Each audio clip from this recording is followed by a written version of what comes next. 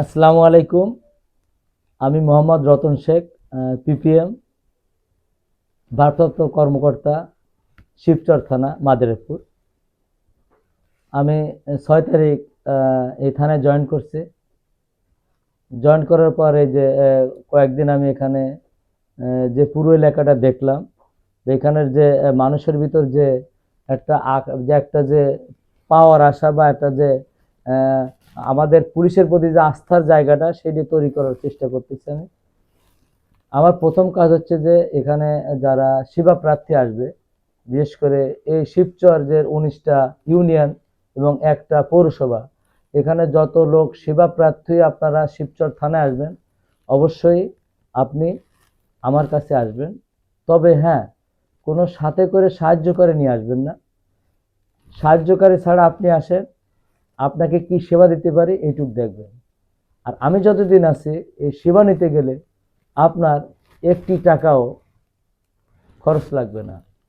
আমরা চাই যে পুলিশের যে ভাবমূর্তি, মানুষের সেবা দেওয়ার জন্য আমাদেরকে এখানে পদায়ন করছে, এই পদায়নের মূল্যায়ন আমরা করব। বিশেষ করে আমাদের মাদারীপুরের মাননীয় পুলিশ সুপার মহোদয় এখানে আসার আগে আমাদের যে দিক নির্দেশনা দিছে, চমৎকার দিক নির্দেশনা। এখানে যে আমাদের সার্কেল স্যার আছে তারও সুন্দর দিক নির্দেশনা। এখানে উপজেলা নির্বাহী কর্মকর্তা আছে, তারও সুন্দর দিক নির্দেশনা। আর সবচেয়ে আরেকটা জিনিস, এখানে যে আর্মি ক্যাম্প আছে তার যে চিফ আছে এখানে, তারও সুন্দর দিক নির্দেশনা দিয়ে সব দিক বিবেচনা করে আমরা একসাথে মিটিং করে আমাদের কাছে মনে হয়েছে যে এইটা করলে ভালো হবে। যেহেতু এটা একটা বড় থানা, এখানে অনেক জনসাধারণ বা অনেক মানুষ এখানে অবস্থান করে এবং ঢাকার কাছে থাকার কারণে এখানে অনেকে যাওয়া আসার ভিতর থাকে।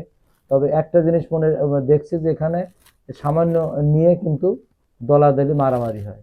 এই জিনিসটা যাতে আমরা নিরসন করতে পারি, আপনারা যারা সাংবাদিক আছেন তাদেরও একটা সহায়তা লাগবে। এখানে যারা স্টেক হোল্ডার আছে, এখানে যারা রাজনীতিবিদ আছে, যারা পেশাদারিত্ব নিয়ে কাজ করছে, পুলিশের সহযোগিতা করতে চায়, আপনারা এক হাত এগিয়ে আসবেন, আমি 10 হাত আপনাদের বুকে চলে যাব। কারণ আমি চাই যতদিন শিবচরে আছি যেন মানুষ শান্তিতে থাকে। আর আমাদের যে সবচেয়ে মূল যে কথাটা, আমরা মাদকের বিরুদ্ধে একেবারে জিরো টলারেন্স। আর এখানে যে আমরা যে থাকবো, আমাদের যে পুলিশ এখানে থাকবে, কাজ করবে, কারণ আপনারা আমাদের কাজ করার সুযোগ দেবেন। সবচেয়ে বড় কথা কি, যে যেন মানুষ সেবা পায় এখানে এসে। আর সেবা নিতে যে যেন কেউ পয়সা বা আর্থিক যেন কোনো এই ক্ষতিগ্রস্ত না হয়। আর এখানে আবারও বলছি বাংলা কথা, যে এখানে আসবেন সেবা নেবেন, 1 টাকাও লাগবে না। এটা হলো মুদ্রা কথা।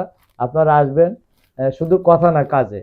আর আপনারা সবাই অনেকেই বলে থাকে দরজা খোলা, আসলে আমার দরজা খোলা না। আমার দরজা এত টাইট যে অনেক জোর দিয়ে ঠেলে খুলতে হয়। যার জন্য আমি এই কারণে আমার থানার সামনে একটা গোলঘর আছে, আমি জনসাধারণের সরাসরি আমি নিজের ইন্টারভিউ দিই, নিজেদের সাথে কথা বলি এবং তাদের সমস্যা আমি ওই জায়গা বসে সমাধানের চেষ্টা করি।